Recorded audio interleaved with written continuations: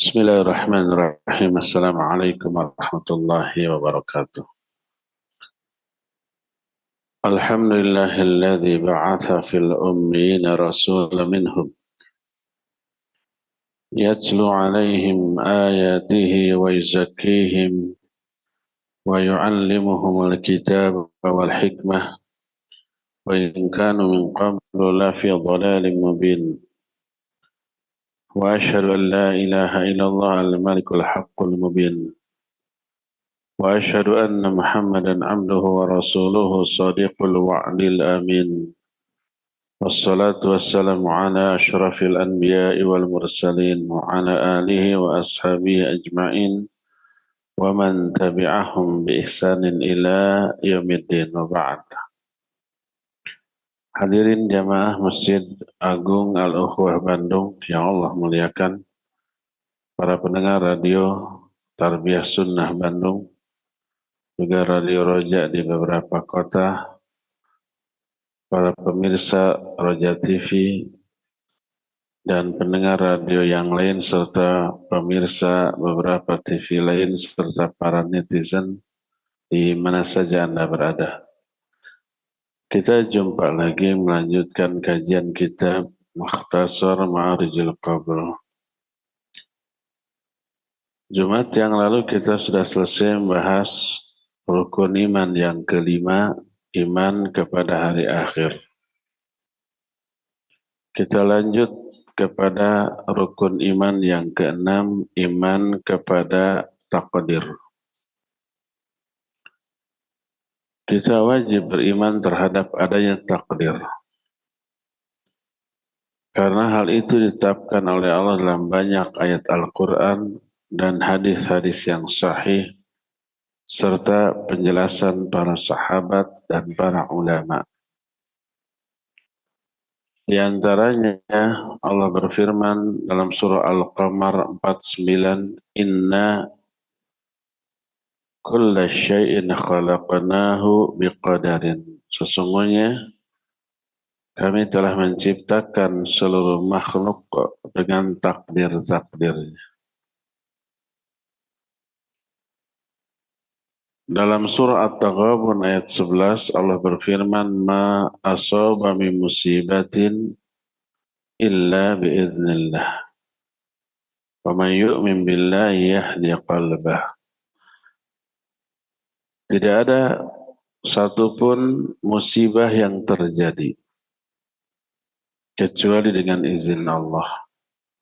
Siapa yang beriman kepada Allah, berarti Allah telah memberi hidayah ke dalam hatinya.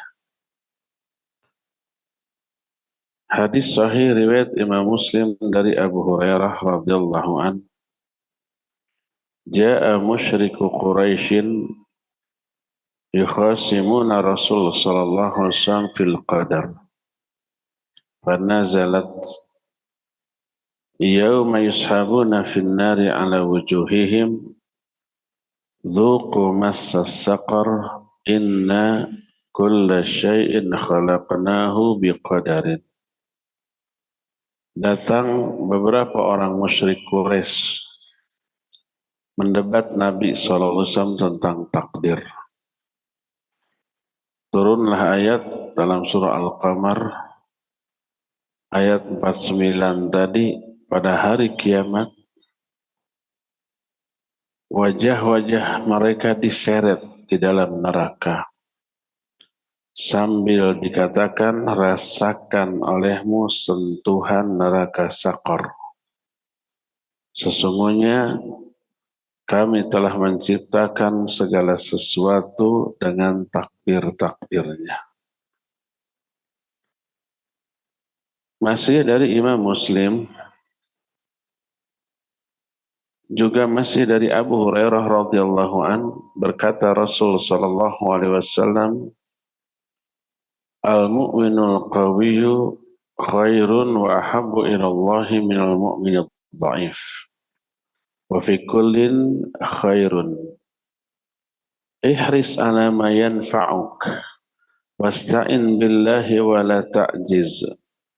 Wa in asabaka syai'un fala taqul law anni fa'altu kadza lakana kadza walakin qul qaddarallah wa ma syaa fa'al fa inna law taftahu amal syaitan.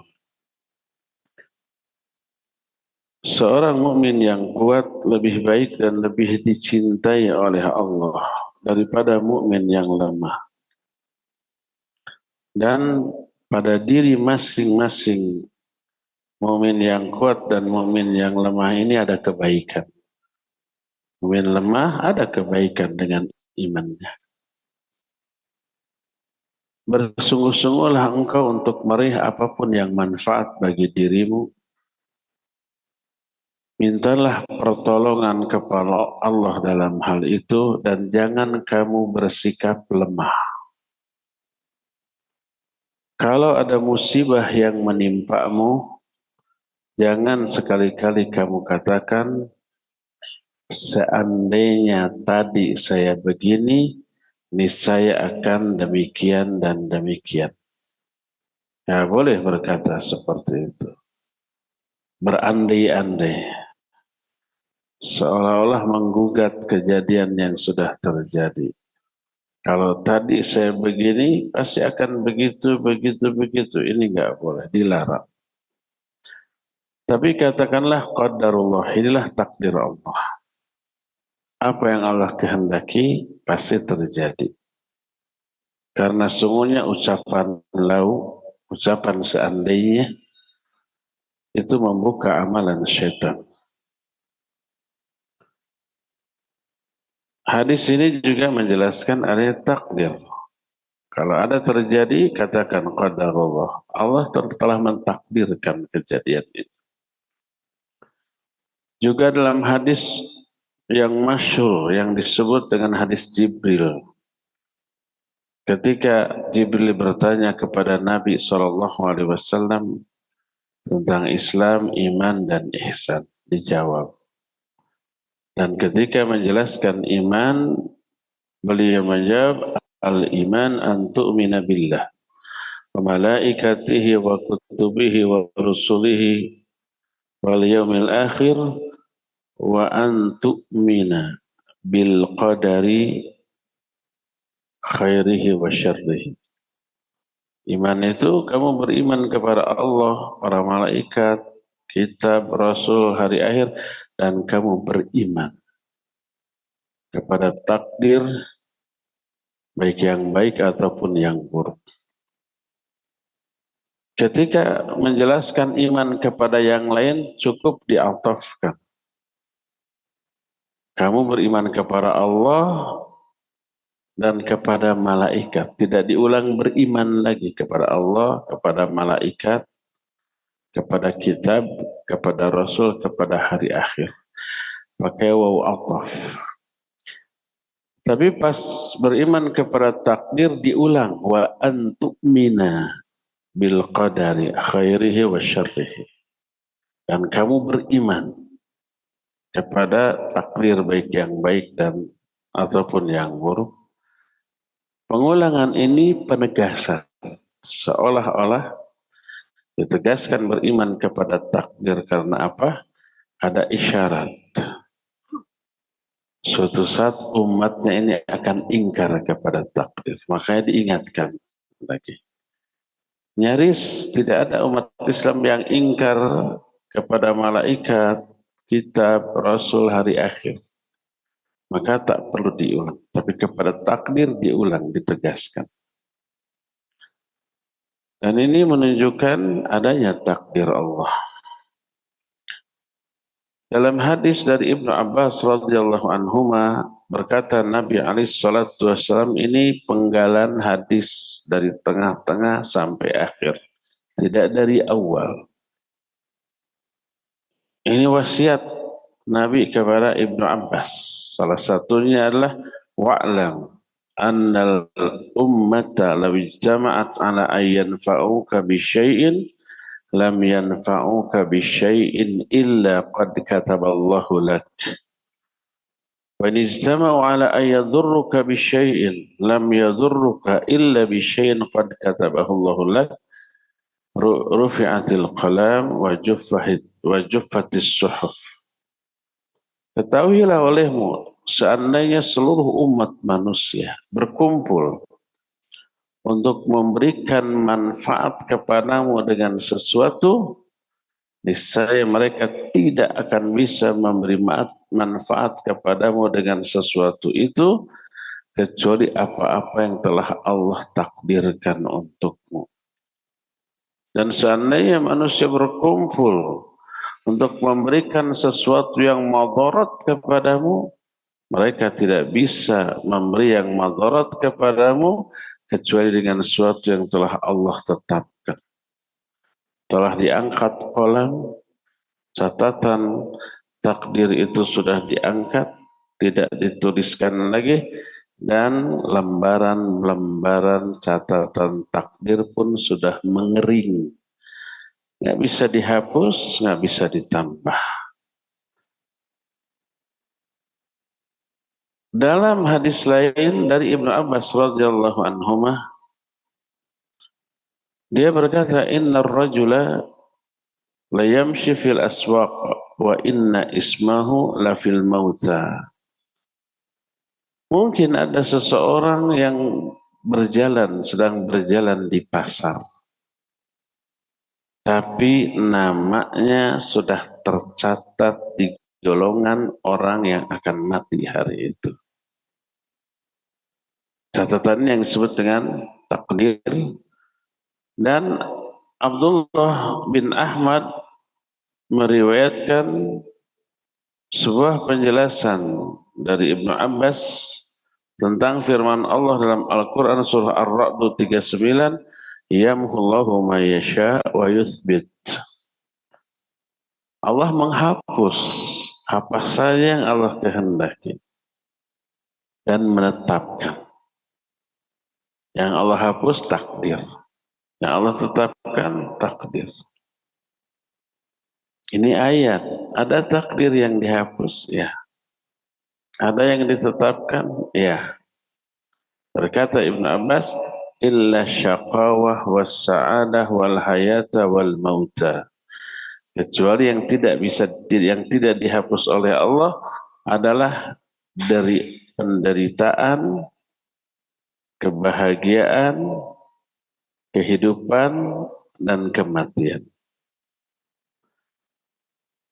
Maka berkata Ibnu Abbas ketika menerangkan takdir ini, al-imanu bil qadari nizamut tauhid. Faman amana wa kadzdzaba bil qadar fahuwa naqsun lit tauhid. Iman kepada takdir bagian dari tauhid. Siapa yang beriman kepada Allah tapi mendustakan takdir, tauhidnya kurang. Dalam ungkapan lain dikatakan, faman wahhada wa kadzdzaba bil qadar faqad naqasat tauhid.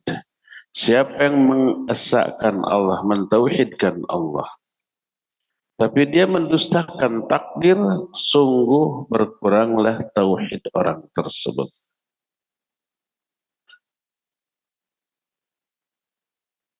Itulah beberapa penjelasan ayat ataupun hadis ataupun ucapan para sahabat tentang masalah takdir. Intinya wajib kita meyakini adanya takdir. Karena diterangkan dalam Al-Quran dan hadis yang sahih. Bagaimana beriman secara benar kepada takdir? Sebab ada orang yang mengklaim seiman kepada takdir. Tapi rincian dari iman kepada takdir ini tidak faham, tidak mengerti, tidak tahu. Karena ketidaktahuan, seringkali ucapan dan perbuatannya menunjukkan seolah-olah tidak beriman kepada takdir. Ini yang harus kita ketahui. Iman kepada takdir mencakup 4 poin. Satu aja di antara poin ini tidak kita imani, maka terhapus iman kita kepada takdir, keliru, salah, atau dianggap tidak beriman kepada takdir. Apa saja 4 poin yang menjadi rincian iman kepada takdir? Pertama, al-imanu bi ilmillahi azza wa jalla, al-muhitu bi kulli syai'in minal mawjudat wal ma'dumat al-mumkinat wal mustahilat. Pertama, beriman kepada ilmu Allah yang mencakup segala sesuatu yang ada ataupun yang tiada, yang mungkin ataupun yang mustahil. Artinya wajib kita yakin iman Allah mengetahui segala sesuatu yang ada di alam nyata ataupun yang ada di alam gaib. Tak ada sesuatu pun yang tersembunyi dari ilmu Allah. Sekecil apapun, sedetil apapun. Allah berfirman di antara dalam Al-Hasyr 22, "Huwallahu alladzi la ilaha illahu alimul ghaibi wasyahadah warrahmanur rahim." Allah yang tidak ada sembahan yang hak selain Dia. Dia yang mengetahui alam gaib ataupun alam nyata. Dalam surah Saba ayat 3 Allah menyatakan alimul ghaibi la ya'zubu anhu mithqalu dzarratin fis samawati wala fil ard wala asgharu min dzalika wala akbar. Dialah Allah yang mengetahui yang gaib. Tak ada sesuatu pun yang tersembunyi dari diri Allah walaupun sekecil debu. Bukan debu ya, dzarrah. Dzarrah itu bahasa kitanya atom. Atom itu bagian terkecil dari suatu unsur. Saking kecilnya nggak bisa dibagi-bagi lagi. Dan tidak terlihat oleh mata telanjang. Sekecil atom, tak ada yang tersembunyi dari ilmu Allah. Baik di langit ataupun di bumi. Bahkan yang lebih kecil dari itu ataupun yang lebih besar. Semuanya diketahui oleh Allah Azza wa Jalla. Itu benda, makhluk yang nyata. Termasuk mengetahui kejadian peristiwa walaupun belum terjadi. Baik yang akan terjadi dan ketika itu terjadi kejadiannya bagaimana Allah tahu, maupun yang tidak terjadi seandainya itu terjadi bagaimana kejadiannya Allah juga tahu. Termasuk nasib manusia nanti di akhirat ke surga atau ke neraka Allah tahu. Sebagaimana hadis sahih riwayat Imam Bukhari dari Imran bin Husain radhiyallahu an, dia berkata, qala rajulun ya Rasulullah ayu'rafu ahlul jannah min ahlin nar. Ada seseorang bertanya, wahai Rasulullah, apa sudah diketahui enggak mana ahli surga, mana ahli neraka? Maka dijawab, na'am, ya sudah diketahui. Orang itu kemudian bertanya lagi, falima ya'malul amilun, lalu kenapa orang harus beramal? Kalau sudah ditetapkan nanti ke surga atau ke neraka, ngapain beramal? Kalau ditetapkan ke neraka, walaupun sekarang ibadah, amal soleh, kalau takdirnya ke neraka, mah tetap ke neraka, kan gitunya. Kalau umpamanya ditetapkan ke surga, walaupun durhaka kafir, takdirnya ke surga, maka ke surga, kan gitunya. Dalam pikiran setiap orang. Apa kata Nabi SAW? Kullun ya'malu lima khuliqalah au lima yusiralah. Semua orang akan akan beramal dengan amalan yang sesuai dengan takdir surga neraka yang dia akan alami atau dimudahkan terhadap takdir. Sudah kita terangkan, nanti akan dijelaskan lagi. Semua takdir ditetapkan beserta sebabnya. Kalau umpama Allah mentakdirkan seseorang punya anak, pasti segala sebab yang menyebabkan dia punya anak juga ditakdirkan. Dia ditakdirkan menikah, ditakdirkan menikahnya dengan pasangan yang tidak mandul, tidak ada masalah. Itu nggak mungkin orang berkata kalau takdir yang punya anak pasti punya, walaupun tidak nikah. Nggak mungkin. Allah takdirkan sesuatu, Allah takdirkan juga sebab-sebab terjadinya takdir tersebut. Kalau seseorang akan ditakdirkan kenyang, pasti Allah takdirkan dia makan. Nggak mungkin. Saya sudah ditakdirkan kenyang, 3 bulan nggak makan juga kenyang. Nggak mungkin. Sebab-sebab tersebut juga termasuk ditakdirkan. Sehingga apabila seseorang ditakdirkan ke surga, pasti ketika di dunia dia ditakdirkan iman dan amal soleh. Kalau seorang ditakdirkan ke neraka, pasti di dunianya dia ditakdirkan beramal dengan amalan ahli neraka. Sehingga nggak mungkin ditakdirkan ke surga, tapi selama di dunia kafir enggak. Ditakdirkan ke neraka, walaupun di dunia itu iman, amal soleh, mati dalam keadaan demikian, mustahil. Jadi takdir ditetapkan beserta sebab-sebabnya. Oleh karena itu, kalau seseorang ditakdirkan ke surga, Allah mudahkan orang itu di dunianya untuk beriman, beribadah, beramal soleh, melakukan kebaikan, menjauhi dosa, maksiat, dan keburukan, itu pasti itu.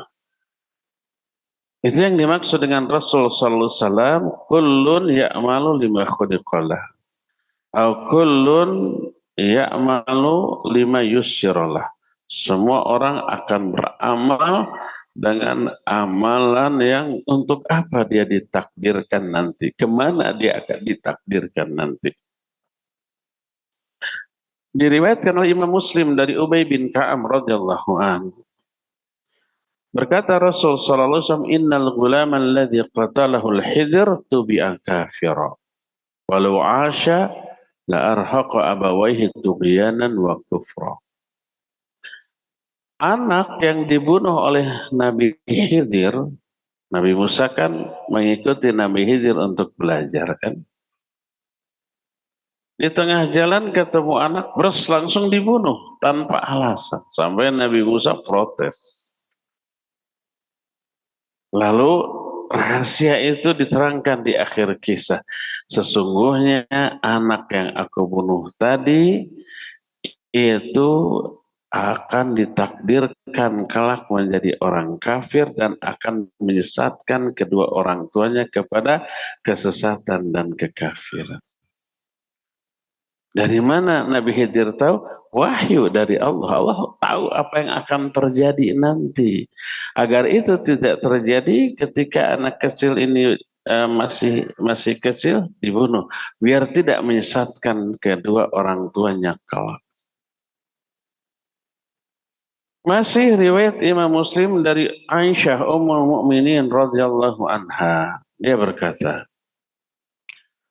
du'iya Rasulullah sallallahu alaihi wasallam ila jinazati sabiyin minal ansar faqalat ya Rasulullah tuba lahu usfurun min asafiril jannah lam ya'malis su wa lam yudrikhu qal aghayra dhalika ya Aisyah innallaha khalaqa lil jannati ahlan khalaqahum laha wa hum fi aslabi abaihim wa khalaqa lin nari ahlan khalaqahum laha wa hum fi aslabi abaihim. Suatu saat Nabi SAW diundang mengurus jenazah anak kecil dari bangsa Ansar. Masih balita sudah mati. Setelah itu Aisyah berkata kepada Rasul SAW, wahai Rasulullah, berbahagialah anak kecil ini. Dia nanti akan menjadi salah satu burung di antara burung-burung di taman-taman surga, di alam kuburnya. Kita sudah terangkan bahwa ruh anak kecil atau ruh orang mukmin itu akan menjelma menjadi burung yang bergelantungan di pohon-pohon surga. Ini anak kecil juga begitu. Kenapa? Lam ya'malisu. Dia belum pernah melakukan keburukan, bahkan belum tahu apa itu buruk. Karena belum tahu dosa, belum berbuat dosa, pasti dia itu akan ke surga gitu. Apa kata Nabi SAW? Tidak demikian wahai Aisyah. Sesungguhnya Allah telah menciptakan surga dan menciptakan calon penghuninya. Allah ciptakan dia ke surga itu ketika dia masih dalam tulang sulbi bapak-bapaknya. Ketika masih jadi sel sperma sudah ditakdirkan dia ke surga. Dan Allah menciptakan neraka beserta calon penghuninya. Allah ciptakan dia sebagai calon penghuni neraka ketika dia masih berada dalam tulang sulbi bapak-bapak mereka.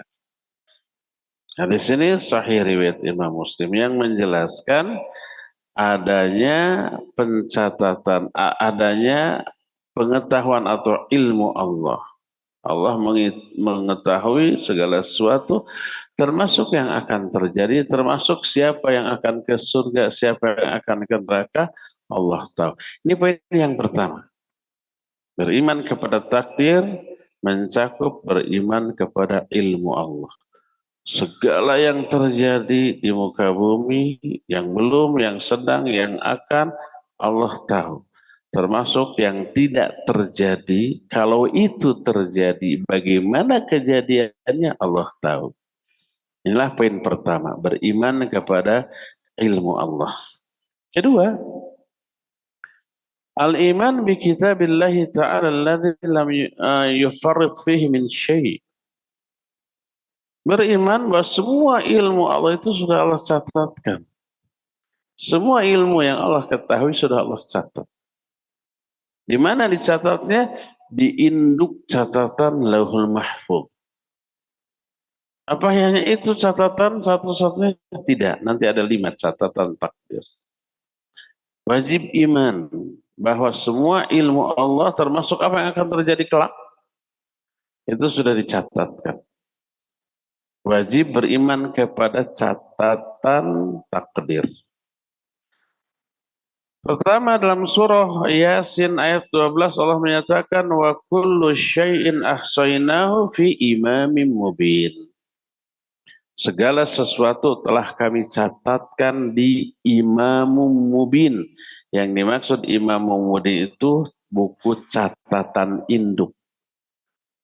Yang jelas, yang nyata, yang gamblang. Juga diterangkan dalam Al-Quran surah Al-Hajj ayat 70. Kata Allah, alam tara anna allaha ya'lamu ma fis sama'i wal ard. Inna dhalika fi kitabin. Inna dhalika 'ala Allahi yasir. Kata Allah, tidakkah kamu lihat bahwa Allah mengetahui apa yang ada di langit dan apa yang ada di bumi. Dan semua yang Allah ketahui itu sudah tercatat dalam sebuah kitab. Dan sungguhnya hal itu sangat mudah bagi Allah. Semua ilmu Allah telah dicatatkan. Lebih rinci diterangkan dalam beberapa hadis yang sahih. Di antaranya Sahih Bukhari dari Ali radhiyallahu an. Berkata Ali, kunna julusan ma'an Nabi SAW. Wa ma'ahu udun yankuthu fil ard. Wa qal ma minkum ahadun illa waqad kutiba maq'aduhu minan nar au minal jannah. Faqala rajulun minal qawm ala nattakila ya Rasulullah. Qal la. I'malu fa kullun muyassarun. Thumma qara'a فَأَمَّا مَنْ أَعْطَى وَاتَّقَى وَصَدَّقَ بِالْحُسْنَى فَسَنُيَسِّرُهُ لِلْيُسْرَى. Kami sedang duduk-duduk bersama Rasul Sallallahu Alaihi Wasallam. Di tangan beliau ada sebatang ranting. Beliau tancap-tancapkan ranting itu ke tanah. Lalu berkata, tak ada seorang pun di antara kalian kecuali sudah dicatatkan tempat duduknya di neraka atau di surga. Kita juga, ya tentu saja, semua. Kita sudah tercatat nanti, apakah di surga atau di neraka nantinya. Catatannya sudah ada sekarang. Hanya kita nggak tahu apa kita ke surga atau ke neraka. Tapi rambunya sudah terlihat ketika kita masih hidup. Kira-kira kita menuju ke surga atau menuju ke neraka. Takdir kita kemana, rambu-rambunya sudah terlihat ketika kita masih hidup. Kita banyak ibadah, iman, amal soleh, kebaikan, atau sebaliknya, itu aja. Ada seorang yang bertanya, Allah nattakila ya Rasulullah. Kalau gitu udah kita itikal saja ya Rasulullah. Itikal itu artinya bersandar kepada ketetapan ini, nggak perlu beramal. Ngapain beramal kalau sudah ditetapkan? Ke surga atau ke neraka, untuk apa beramal? Maka kata Rasul sallallahu alaihi wasallam, tidak boleh begitu. La i'malu, beramalah kalian. Fakullun muyassarun lima khuliqalah. Semua kalian akan Allah mudahkan kepada takdirnya masing-masing. Kalau takdirnya ke surga, Allah mudahkan dia beramal amalan-amalan surga. Allah berikan pemahaman, keyakinan lurus, tidak salah faham. Kalau ditetapkan ke neraka, Allah mudahkan dia memiliki pemahaman, akidah dan amalan yang menjurus ke neraka. Salah satunya, kalau sudah ditakdirkan ke surga ke neraka, ngapain beramal? Sudah aja senang-senang, bebas hidup di dunia. Kalau takdirnya ke surga, nanti juga akan ke surga. Akhirnya dia durhaka. Berarti memang dia dimudahkan untuk mengamalkan amalan-amalan ahli neraka. Diberi pemahaman yang keliru seperti itu. Lalu Rasul sallallahu alaihi wasallam membacakan ayat yang terdapat dalam Al-Quran surah Al-Lail ayat 5 dan 6. Fa amma man a'ta wattaqa wasaddaqa bil husna fasanuyassiruhu lil yusra. Lihat. Adapun orang yang suka memberi dan bertakwa, wasaddaqa bil husna, dan membenarkan atau percaya kepada kebenaran, fasanuyassiruhu lil yusra, kami akan tunjukkan kepada dia jalan-jalan kemudahan. Akan Allah mudahkan jalan menuju surga. Kenapa Allah tunjukkan jalan menuju surga? Lihat, dia melakukan kebaikan, dia memberi, dia bertakwa, dia beriman kepada kebenaran. Wa amma, selanjutnya kata Allah, fa amma man atawattaqa saddaqa bil fasanuyassiru wa amma. Adapun orang yang sebaliknya dari tadi tidak memberi. Wa kadzdzaba bil husna, mendustakan kebenaran. Fasanuyassiru lil usra, akan ditunjukkan jalan-jalan yang sulit. Dia tidak akan ditunjukkan ke jalan kebaikan, kebenaran. Berat melakukan ibadah dan amal soleh. Kecenderungannya kepada dosa dan maksiat. Lihat. Jadi antara takdir dengan jalan-jalan menuju takdir itu sudah selaras, sudah sinergi, sudah sama-sama ditakdirkan dan ditetapkan. Dalam hadis yang diriwayatkan Imam At-Tirmidzi dan Imam Ahmad dari Ibnu Abbas radhiyallahu anhuma, Ibnu Abbas itu dibonceng oleh Rasul sallallahu alaihi wasallam di suatu hari. Bukan di motor, tapi di unta. Lalu Nabi sallallahu alaihi wasallam bersabda, "Ya gulam, inni muallimuka kalimatin yanfa'uka Allahu bihin." Hai nak, Hai ujang, kata orang Sunda. Aku akan mengajarkan kepadamu beberapa kalimat. Semoga Allah memberi manfaat kepadamu dengan kalimat-kalimat ini. Pertama, ihfadillah yahfadka. Jaga Allah olehmu, Allah akan menjaga. Menjaga Allah, menjaga agamanya. Perintahnya laksanakan, larangannya jauhi, itu menjaga Allah. Allah akan menjaga kamu, melindungi kamu, menuntun kamu, memberi hidayah kepada kamu. Ihfadillah tajidhu tujahak. Jaga Allah olehmu, kamu akan menemukan Allah berada di hadapan. Wa idza sa'alta fas'alillah. Kalau kamu mau minta, mintalah kepada Allah. Wa idza sta'anta fasta'in billah. Kalau kamu minta tolong, mintalah tolong kepada Allah. Wa'lam annal ummata law ijtama'u ala yanfa'uka lam yanfa'uka illa bisyai'in qad kataballahu lak.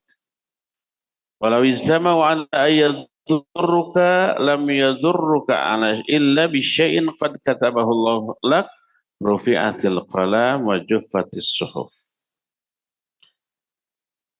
Kata Rasul sallallahu alaihi wasallam selanjutnya, ketahui olehmu, seandainya seluruh umat manusia berkumpul untuk memberikan sesuatu yang manfaat bagimu, mereka tidak bisa memberi manfaat itu kecuali apa yang telah Allah catatkan. Kalau sudah tercatat pasti. Sebaliknya, seandainya manusia berkumpul untuk memberi madarat kepadamu dengan sesuatu, mereka nggak bisa memadaratkan kamu kecuali dengan sesuatu yang telah Allah catatkan. Takdirnya itu dicatatkan. Telah terangkat kolam dan telah kering lembaran. Kolam itu maksudnya pena yang menuliskan takdir. Sudah terangkat, nggak ada catatan yang baru. Dan lembaran takdir yang tertulis sudah kering, nggak bisa dihapus, nggak bisa dirubah. Inilah poin yang kedua. Iman kepada takdir mencakup iman kepada catatan takdir. Pertama, iman kepada ilmu Allah. Kedua, iman ilmu Allah itu semua sudah dicatatkan. Nah, ada berapa catatan takdir? Ternyata catatan takdir ada 5. Kita wajib meyakini 5 catatan takdir ini. Pertama disebut at-takdirul azali qabla khalqis samawati wal ard indama khalaqallahu ta'ala al-qalam. Pertama disebut catatan takdir azali. Kapan azali itu? Sejak awal. Sebelum makhluk yang lain ada, catatan yang sudah ada.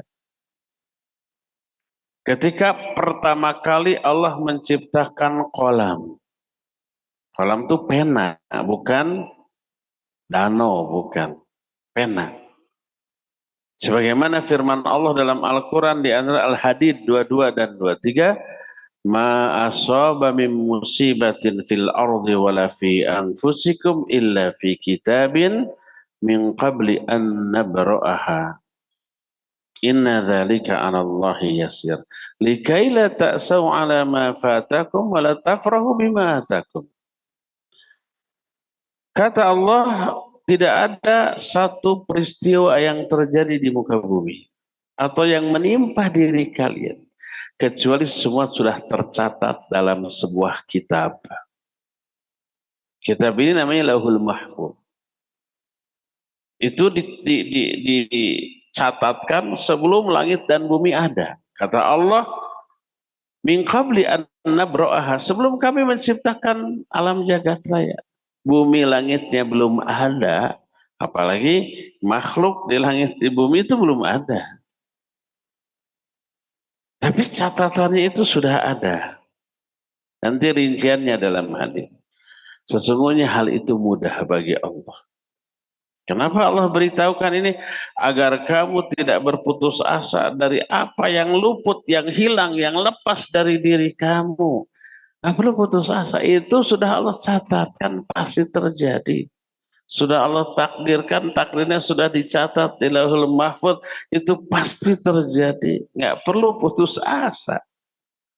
Wala tafrahu bima atakum, dan kamu tidak bangga dengan apa yang Allah berikan kepadamu. Bangga dengan kekayaan, pangkat, jabatan, kekuasaan, popularitas. Itu telah Allah takdirkan untukmu, bukan karena hebatnya prestasi kamu, karena Allah telah menetapkan kamu demikian. Sudah tercatat. Nggak perlu bangga dengan apa yang kita miliki, nggak perlu putus asa apa yang hilang dari diri kita. Dalam hadis riwayat Imam Bukhari dari Imran bin Husain berkata Nabi sallallahu alaihi wasallam, "Kana Allahu lam yakun syai'un ghairah wa kana arshuhu 'alal ma wa kataba fi dzikr kulli syai'in wa khalaqas samawati wal ard." Kata Nabi sallallahu alaihi wasallam, dulu Allah sebelum ada segala sesuatu, hanya Allah saja. Saat itu arsy Allah ada di atas air. Berarti sebelum menciptakan apapun ada dua makhluk, arsy dan air. Saat itu arsy Allah ada di atas air. Allah catatkan di sebuah catatan segala sesuatu yang akan terjadi. Setelah itu baru Allah ciptakan langit dan bumi. Hadis ini riwayat Imam Bukhari. Dalam hadis riwayat Imam Muslim dari Abdullah bin Amr bin As radhiyallahu anhuma, dia berkata, aku mendengar Rasul sallallahu alaihi wasallam bersabda, "Kataballahu maqadiral khalaiq qabla an yakhluqas samawati wal ard bi khamsina alfa sanah." Qala wa kana arshuhu 'alal ma. Kata Nabi sallallahu alaihi wasallam, Allah menuliskan takdir-takdir semua makhluk 50.000 tahun sebelum Allah menciptakan langit dan bumi. Jadi 50.000 tahun sebelum langit dan bumi diciptakan, takdir tentang apa yang akan kejadian di langit dan di bumi sudah Allah catatkan. Menunjukkan perencanaannya itu sempurna gitu. Manusia aja di sini di dunia kalau mau membangun sebuah gedung yang besar, sebelum bangunnya ada rancangan bangunannya kan sudah ada sebelumnya ya. Survei lokasi, dilakukan AMDAL, analisa dampak dan lingkungan. Kalau ada bangunan di sini macet nggak jalan? Kalau ada bangunan di sini bikin banjir nggak? Kalau ada bangunan di sini, lingkungan terganggu nggak, kan itu AMDAL kan. Saya nggak tahu berapa tahun sebelumnya itu ditetapkan tuh, sebelum dibangun. Sebelum ada bangunan masih tanah, mungkin masih kebun gitu. Gambarnya secara rinci sampai ukuran besinya. Sampai umpamanya, duduk, duduk, duduk, duduk, duduk. Ya. Sampai ukuran besinya. Bagaimana komposisi semen dan pasirnya. Itu dirinci semua. Mungkin 2-3 tahun sebelum. Sehingga pas berdiri sesuai dengan rancangan, tidak ada yang salah. Itu manusia. Ini mah Allah mah 50.000 tahun sebelum menciptakan langit dan bumi itu sudah ada rancangan. Sudah Allah tetapkan catatan. Sempurnanya rencana Allah. Dan saat itu arsy Allah ada di atas air. Imam Abu Dawud meriwayatkan sebuah hadis dari Ubadah bin As-Samit radhiyallahu an, dia berkata, aku mendengar Rasul sallallahu alaihi wasallam bersabda, "Inna awwala ma khalaqallahu al-qalam. Faqala lahu uktub." Qala, "Rabbi, wa madza aktub?" Qala, "Uktub maqadira kulli syai'in hatta taqum as-sa'ah." Sesungguhnya makhluk yang pertama kali Allah ciptakanlah kolam, pena. Allah berkata kepada pena itu, catat olehmu, tulis olehmu. Si pena itu bertanya, ya Allah apa yang harus aku tulis? Kata Allah, tulis takdir segala sesuatu sampai hari kiamat. Lalu menulislah pena. Menuliskan semua yang akan terjadi di alam jagat raya ini. Setelah ditulis, diangkat. Ini yang dimaksud telah terangkat pena dan telah kering suhuf. Suhuf itu lembaran catatan takdir. Kalau sudah kering nggak bisa dihapus, nggak bisa dirubah. Inilah takdir azali. Penulisan takdir sejak awal. Apa yang tertulis semua secara lengkap, detail dan rinci, ya, yang besar ataupun yang kecil, berupa makhluk yang real ataupun kejadian-kejadian semua sudah tertulis. Dan wajib kita yakini karena Allah menjelaskan ini dalam Al-Quran. Penulisan kedua disebut kitabatul mitsaq. Pencatatan mitsaq.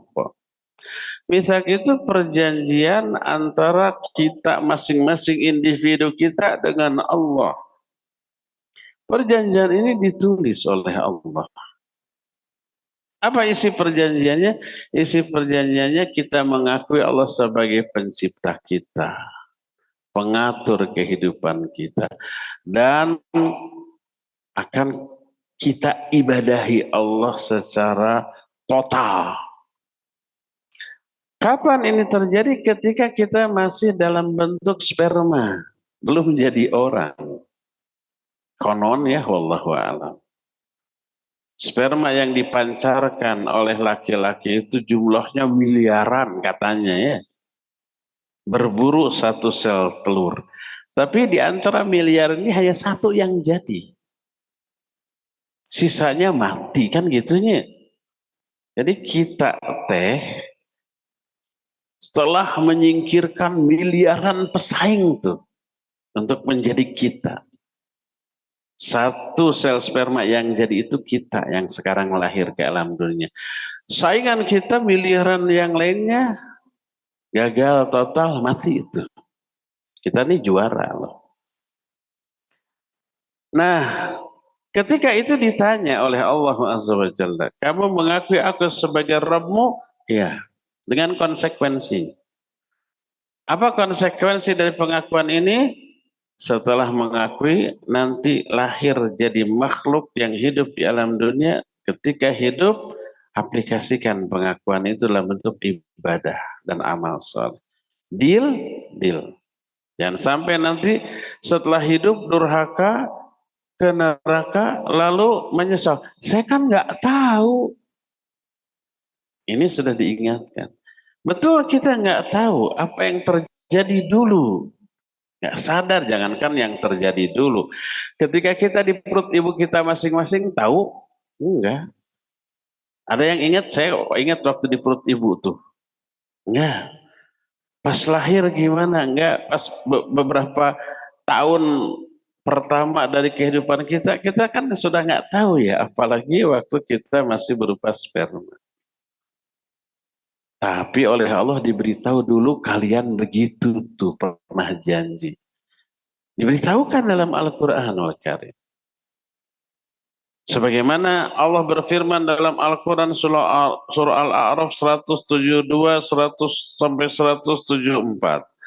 Wa idh akhadha rabbuka min bani Adam min zuhurihim dzurriyyatahum wa asyhadahum ala anfusihim alastu birabbikum qalu bala syahidana an taqulu yaumal qiyamah inna kunna an hadza ghafirin aw taqulu innama asyraka abauna min qabl wa kunna dzurriyyatan min ba'dihim afatuhlikuna bima fa'alul mubtilun wa kadzalika nufassilul ayati wa la'allahum yarji'un.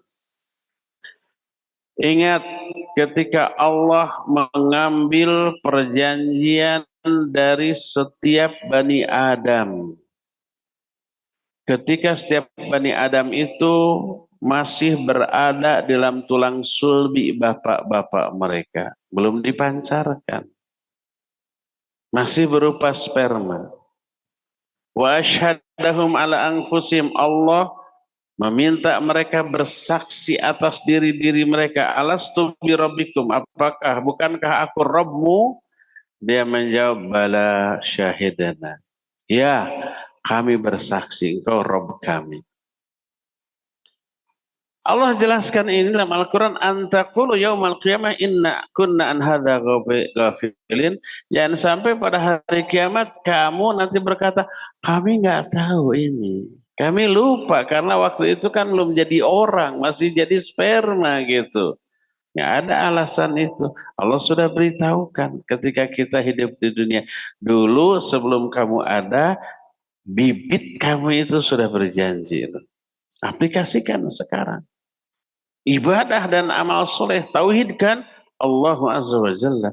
Sampai di akhir ayat ini Allah menyatakan wa kadzalika nufassilul ayati la'allahum yarji'un. Demikianlah kami jelaskan secara gamblang ayat-ayat kami agar mereka itu kembali kepada Allah. Jadi setelah hidup di dunia dilalaikan oleh dunia, diingatkan dulu kami sudah berjanji, kamu sudah berjanji untuk ibadah amal soleh, dan itu perjanjian tercatat. Dirinci dalam hadis riwayat Imam Ahmad dari Abdurrahman bin Qatadah As-Sulami radhiyallahu anhu secara marfu.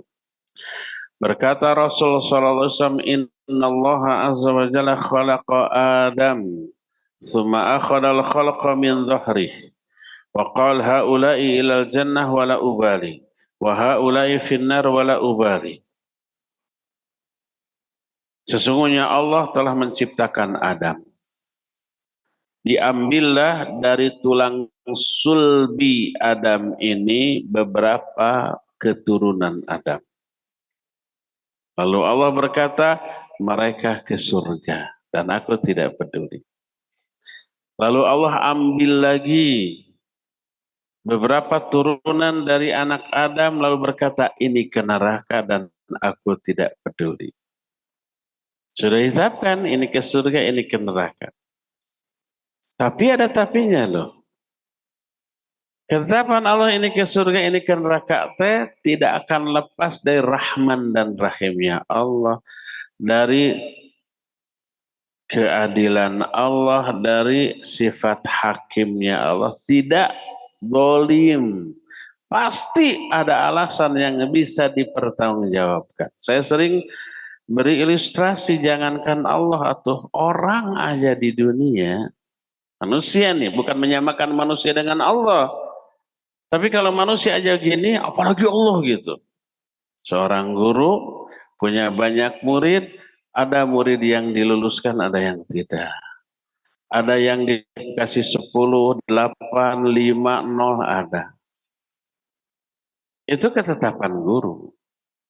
Dan aku tidak peduli, kata sang guru. Pokoknya si ini naik, si ini tidak, si ini dapat prestasi, si ini tidak. Si ini ranking 1, 2, 3, ada yang ranking besar. Kenapa guru menetapkan begitu? Bukan sembarangan, bukan karena kedoliman, bukan semau gue.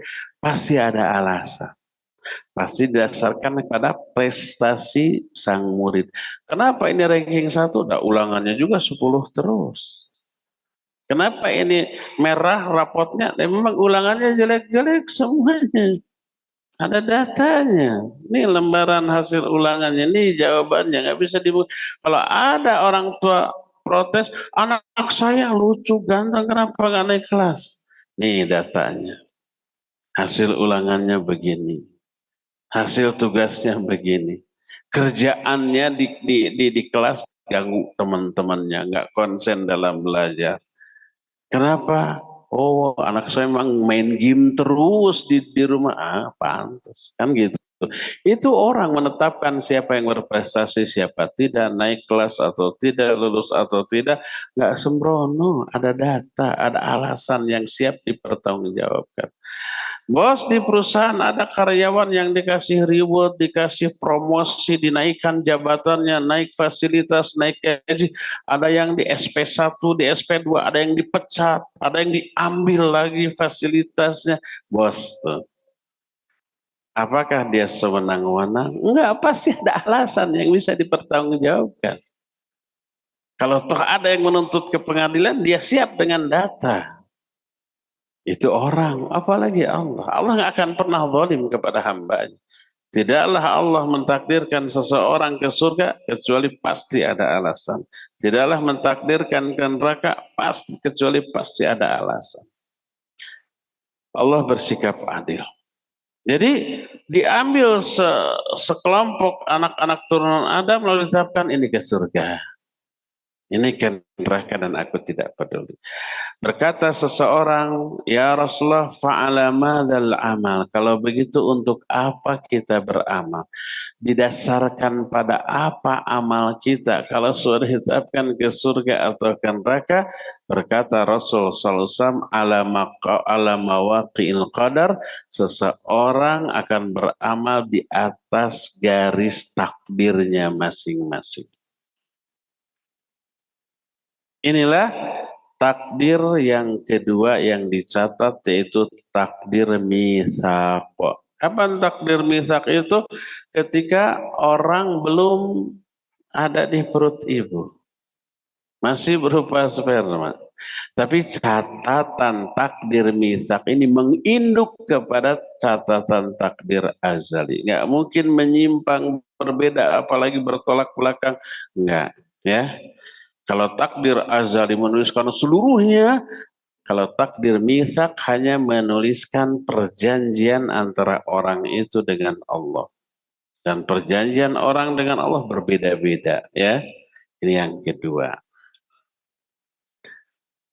Ketiga, takdir umri.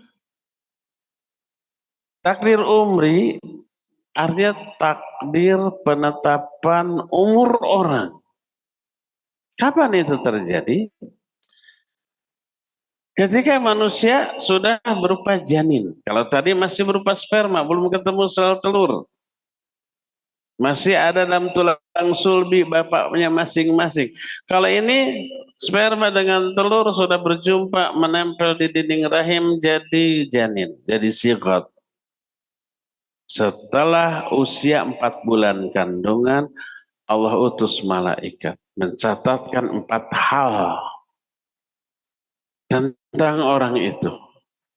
Amalnya, ajalnya, rizkinya, suka dukanya, bahagia atau sengsara. Semua kita pasti ada masa-masa bahagia, ada masa-masa sedih. Setiap kita begitu kan? Itu sudah tercatat sebelum kita lahir. Ketika usia kandungan kita 4 bulan di perut ibu kita masing-masing sudah tercatat. Sebagaimana hadis yang sahih tentang hal itu. Bahwa ketika usia 4 bulan dikirim malaikat dicatatkan 4 hal. Catatan ini disebut catatan umri. Kenapa? Karena seumur hidup masing-masing orang. 4 hal dicatatkan. Amal kita. Kita hari ini, detik ini berkumpul di tempat ini dengan posisi berbeda-beda. Saya dengan telunjuk begini, catatannya sudah ada. 4 bulan ketika saya ada di kandungan ibu saya. Semuanya. Termasuk ajalnya. Kapan ajal kita? Sudah ditetapkan, tapi nggak tahu. Semoga masih lama. Semoga pas ajal tiba kita dalam kondisi terbaik ya. Lagi sujud, lagi saum, lagi beribadah, gitu, lagi beramal soleh, jatuh mati.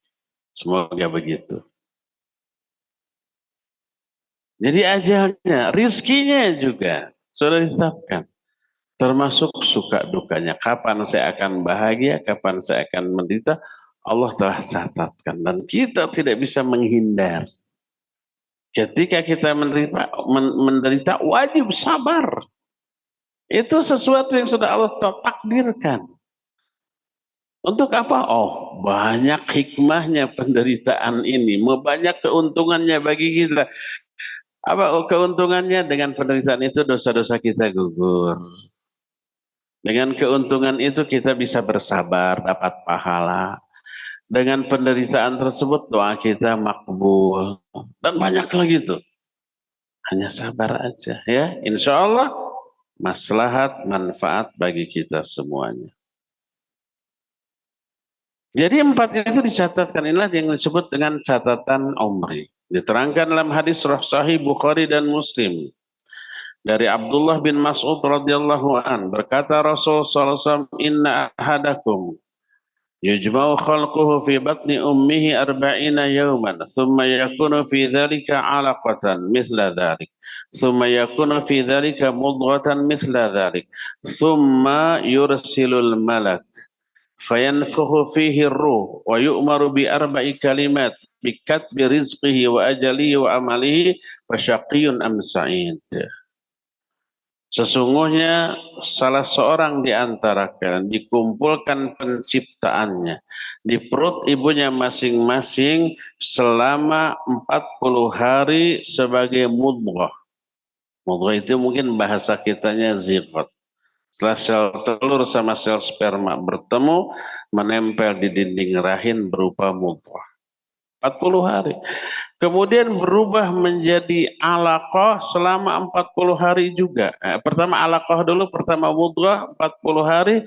Kemudian setelah itu berubah lagi. Pertama sebagai nutfah, kedua sebagai alaqah, ketiga sebagai mudghah. Masing-masing 40 hari. Setelah menjadi mudghah, janin, 3 kali 40 hari berarti 120 hari, berarti 4 bulan. Diutuslah satu malaikat. Kemudian ditiupkan ruh. 4 bulan. Baru si ruh itu, si janin itu karena sudah ditiupkan ruh, uyak. Uyak itu apa? Hidup, bergerak. Lalu dicatatkan 4 kalimat bagi orang ini. Rizkinya, ajalnya, amalnya, suka dukanya. Dan inilah yang disebut dengan catatan umri. Dan catatan ini menginduk kepada catatan di Lauhul Mahfuz. Tidak akan berbeda apalagi bertolak belakang. Jadi ini lebih rinci lagi, lebih detail dan lebih sempit. Kenapa lebih sempit? Karena hanya mencatatkan 4 hal tentang setiap masing-masing orang. Ini berbeda-beda. Amal orang beda, ajal orang berbeda, rezeki orang berbeda, suka duka orang berbeda. Masing-masing perbedaan ini semua sudah dicatatkan. Dan ini menginduk kepada catatan di Lauhul Mahfuz, tidak akan berbeda apalagi bertolak belakang. Inilah catatan ketiga, catatan takdir umri.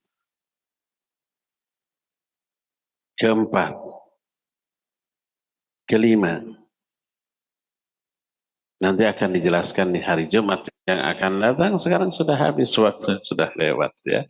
Sisa 2 lagi insya Allah kita akan terangkan di pertemuan yang akan datang. Subhanakallahum bihamdik, asyhadu an la ilaha illa anta, astaghfiruka wa atubu ilaik, walhamdulillahi rabbil alamin.